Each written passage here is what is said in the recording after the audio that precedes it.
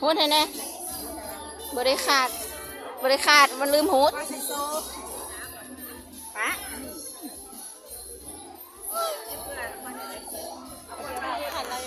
ขันอยู่กับนายกค่ะใครไม่มีขันไปรับกับนายกก็ได้เดี๋ยวให้เพื่อนรถก่อน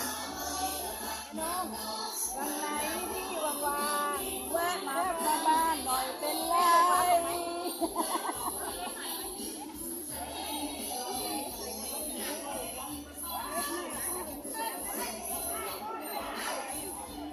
ก็เป็นภาพที่สวยงามนะคะโยคือได้คือสวยแค่อันนี้ปลาคือสีส้มฉันคือคนละอันตัดกันมันคนละอันเอามาอัดแอปใส่กัน โอ้ยเอามาเรียนคือ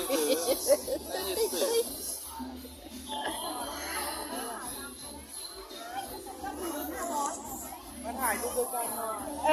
มาถ่ายรูปด้วยกันหน่อย